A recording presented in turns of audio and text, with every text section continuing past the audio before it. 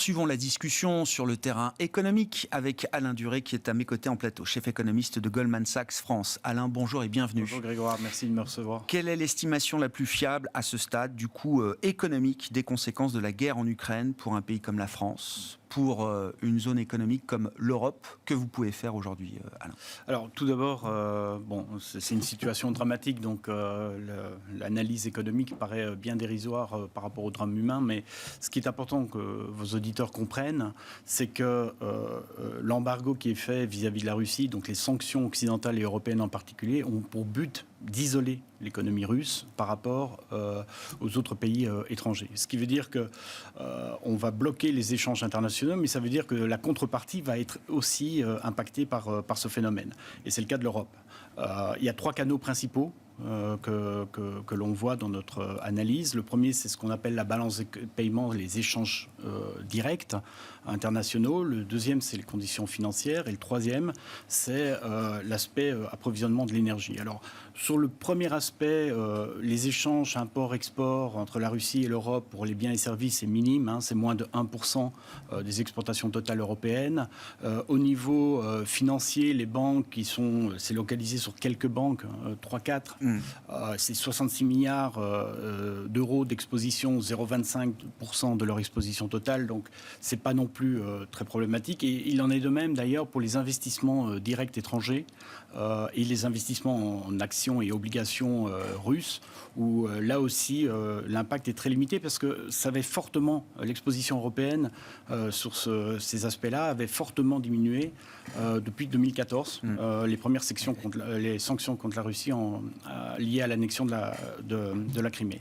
Le deuxième aspect, c'est les conditions financières. Alors, dans notre recherche chez Goldman Sachs, on a développé un indicateur qui s'appelle l'indicateur des conditions financières. Bien sûr, très suivi par les marchés. Et qui est une moyenne pondérée, finalement, entre toutes les classes d'actifs. Conditions financières, ça reprend les devises, les spreads de crédit, c'est une moyenne pondérée entre le taux d'intérêt à court terme, à long terme, les spreads de crédit et le taux de change et évidemment les actions et les obligations. Donc là, ça s'est resserré. Déjà de pratiquement 25% depuis le début des tensions. Et c'est pas rien, parce qu'en fait, il faut que vos auditeurs comprennent que quand le prix d'une action baisse, c'est le coût du capital qui augmente. Bien sûr. De même que pour une obligation, quand son prix baisse, pour l'entreprise qui veut investir par endettement obligataire, elle doit émettre plus d'obligations pour le même montant d'investissement. Donc là, c'est pas rien. Alors, ce canal est plus important que le précédent. Ouais. 25% de hausse, 25 bips, le point de base de hausse de cet indicateur, c'est 0,2 points de pourcentage de croissance en moins. Donc au lieu d'avoir 4,1 pour la moyenne de la croissance européenne cette année, comme on le pensait, c'est 3,9. Ouais. Mais le troisième est vraiment le vrai sujet. C'est l'approvisionnement en énergie, puisque comme on le rappelait avec votre invité précédent, la Russie est le premier fournisseur de gaz pour l'Europe et le deuxième en matière de pétrole. Le gaz russe représente quand même 24% des importations d'énergie de la France et 40% pour l'Europe, c'est pas rien.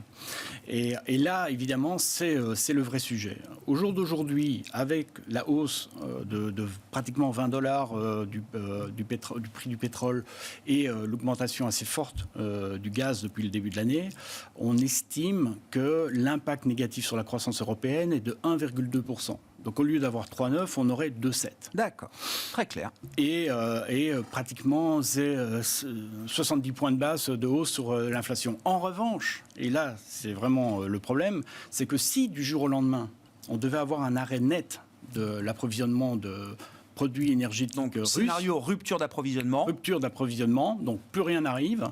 Là, on retirerait 2,2 points de pourcentage. Des 2,7 qui nous restent. Donc on serait à 1,7 pour la moyenne de la zone euro, mais attention, avec, et c'est ça ce qui est très important, une disparité très forte entre pays. Bien sûr. On retirerait jusqu'à 3,4% de la croissance en Allemagne. Ça veut dire qu'on n'aurait plus de croissance en Allemagne, croissance zéro, si cet événement arrivait, avec évidemment 1,3 point de pourcentage supplémentaire pour l'inflation. Donc là, c'est le vrai sujet. Ouais. Effectivement, bon, on suit ça avec attention et toutes ces évaluations et ces projections économiques, évidemment, sont soumises au conflit et à la guerre qui continue de se dérouler depuis 2 semaines maintenant en Ukraine. Parmi les éléments de réponse que l'Europe est prête à apporter, donc l'arsenal de sanctions qui a été d'une rapidité, d'une ampleur sans précédent entre les alliés occidentaux, anglo-saxons et européens, et puis la réponse européenne également. Alors, ce que je comprenais, sur le plan budgétaire, on avait l'idée, là, depuis quelques heures maintenant, quelques jours, que l'Europe, forte de l'expérience pandémique, qui n'aura pas été inutile de ce point de vue-là, était prête peut-être à remettre un programme de soutien, un plan de résilience qui pourrait reprendre les modèles qui ont été utilisés pendant la crise pandémique. Donc on avait eu un programme SURE pour défendre l'emploi, permettre aux États de financer la défense de l'emploi pendant la période pandémique.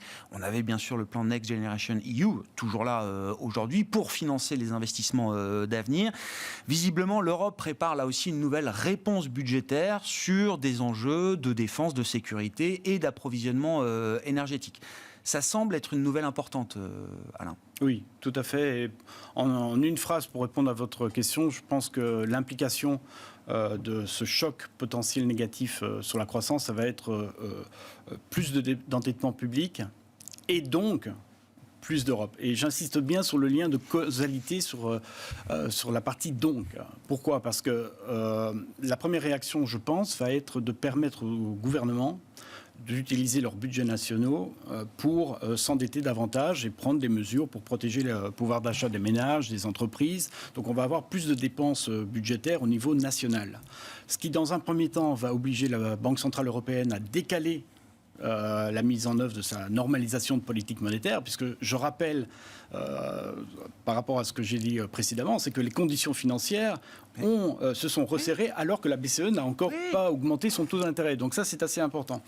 Le deuxième élément, c'est que cet endettement supplémentaire, alors qu'on n'a même pas encore financé l'endettement de la dette Covid, cet endettement supplémentaire lié à la crise ukrainienne va également obliger les leaders européens à adopter à terme une politique de surveillance budgétaire plus accommodante, d'une certaine manière plus laxiste par rapport au passé. Et dans un premier temps, je ne serais pas étonné qu'ils décalent d'ailleurs ce débat d'1 an, puisque les règles sont suspendues jusqu'à la fin de cette année. Je pense qu'ils pourraient le décaler jusqu'à fin 2023. Et le troisième élément dont on ne parle pas, mais qui est très important, et qui d'ailleurs maintenant est très perceptible avec notre dépendance énergétique par rapport à la Russie, c'est la transition écologique et énergétique. Pourquoi ? Parce que là, on s'attend dans les années qui viennent à un besoin d'investissement public pour accompagner cette décarbonisation extrêmement important. La Commission européenne estime qu'il faudra, à partir de maintenant jusqu'en 2030, pour arriver à l'objectif de 2030, c'est-à-dire moins de CO2, d'émissions de CO2 de 55% plus faibles que par rapport à 2019, par rapport à 1990, pardon. Oui. Elle estime que c'est un besoin d'investissement de 300 milliards d'euros, 1,5 fois la richesse créée par le Portugal chaque année. Donc d'ici 2030. Donc c'est pas rien. Non. Ça, les budgets nationaux ne pourront pas l'absorber. Alors c'est ça ma question, parce que dans votre analyse, je comprends quand même que une partie de ces dérives budgétaires rendues nécessaires aujourd'hui va quand même être supportée encore par les États et les budgets nationaux. C'est-à-dire, cette équation plus d'endettement public et donc plus d'Europe, moi je pensais qu'elle allait se traduire à un moment par l'idée que l'Europe, en tant qu'institution supranationale, comme on l'avait vu dans la période pandémique, allait pouvoir continuer d'avancer vers l'idée d'un budget européen, pour dire les choses simplement, avec de vrais moyens, avec une vraie capacité d'action. À ce stade, vous restez prudent sur cette idée-là, Alain? Tout dépend de la séquence. Je pense qu'à terme, on va arriver à le plus d'Europe, c'est ça. Repenser à augmenter davantage le budget européen, etc. Mais ça prend du temps. Parce que les budgets nationaux, qu'est-ce qu'ils peuvent encore supporter? Quand bien même on suspend le pacte de stabilité et de croissance tel qu'il existe pour 1 an supplémentaire, avec une BCE, vous le dites vous-même, qui est aujourd'hui un peu cornérisée, dont on ne peut pas attendre qu'elle vienne soutenir encore plus la monétisation de la dette, pour dire les choses. Voilà, mais je veux dire, c'est ça, c'est garder une politique monétaire accommodante permet que, en fait, l'endettement public ne soit pas un problème à court moyen terme. Elle est beaucoup moins accommodante quand même déjà, la BCE. Aujourd'hui, de facto, on a un mécanisme, c'est assez mécanique, c'est plus d'inflation et une croissance réelle décente, je vais dire. Ça garantit en fait, avec les taux d'intérêt qu'on a aujourd'hui, permet en fait d'avoir une dynamique positive où la croissance nominale est plus haute, plus forte que le taux d'intérêt sur la dette publique, ce qui fait qu'en fait on a une décrue automatique de la dette publique sans même faire de l'austérité budgétaire. Donc c'est là où la BCE peut être cornérisée, comme vous le dites. Mais je pense que voilà, c'est une question de séquence. Je pense que la première ligne de défense, comme on l'a eu dans la première phase ce sont les budgets nationaux. C'est de dire plus de flexibilité sur les budgets nationaux. Au niveau européen, on réfléchit. Et puis probablement qu'on viendra avec une émission obligataire pour augmenter le budget européen. Mais ça demande beaucoup plus de temps que l'échéance de vendredi dont vous parliez. Beaucoup plus de temps pour discuter et de se mettre d'accord à 27. On a réussi à le faire déjà une première fois dans l'urgence. On a ouvert la porte en mai 2020. Un petit peu, tout à fait. Et donc, oui, cet outil de dette commune, on verra si on arrive à nouveau à se mettre d'accord sur un programme commun de dette commune européenne sur ces questions de défense et d'approvisionnement énergétique. Mais ça peut devenir un outil régulier, j'allais dire, dans l'arsenal et dans l'idée d'une Europe qui se muscle sur ces sujets-là aujourd'hui, qu'elle a peut-être un peu nié par le passé d'une certaine manière. En tout cas, c'est le vœu de certains pays, voire de beaucoup de pays, notamment les pays fortement endettés. Mais il y a deux choses. C'est que d'abord, on a le plan de relance européen Next Generation EU qui se met en place. Et on a beaucoup de poches de réserve dans le budget européen tel qu'il existe aujourd'hui. Je comprends. Donc, l'annonce qui a été faite hier par la proposition de la Commission européenne, c'est de dire on met les efforts ensemble. Si besoin, ils peuvent réallouer les lignes du budget. Mais je pense qu'à terme, le vrai sujet par rapport à, je disais, à investissement public, une fois et demie la richesse créée par le Portugal d'ici 2030. Et là, je pense qu'il y aura un sujet d'émission obligataire européenne.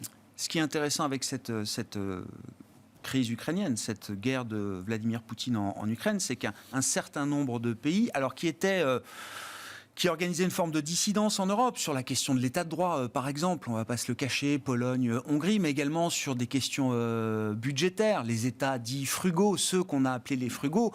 Certains de ces États se retrouvent aujourd'hui en première ligne face aux conséquences de la crise ukrainienne. Oui. Et on sent qu'il y a quelque chose de plus facile, peut-être politiquement, à mettre en place au niveau européen. Vous êtes d'accord avec ça ? Oui, assez d'accord, parce que d'abord, quand on a eu la crise des réfugiés en 2015, la Pologne, la Hongrie, la Slovaquie étaient des pays qui ne jouaient pas le jeu européen, refusaient d'accepter des réfugiés. Aujourd'hui, pour des raisons géographiques, la Pologne accepte 1,5 million de réfugiés ukrainiens. On est à 500 000 pour la Hongrie. Donc, ils sont eux-mêmes touchés par cette crise.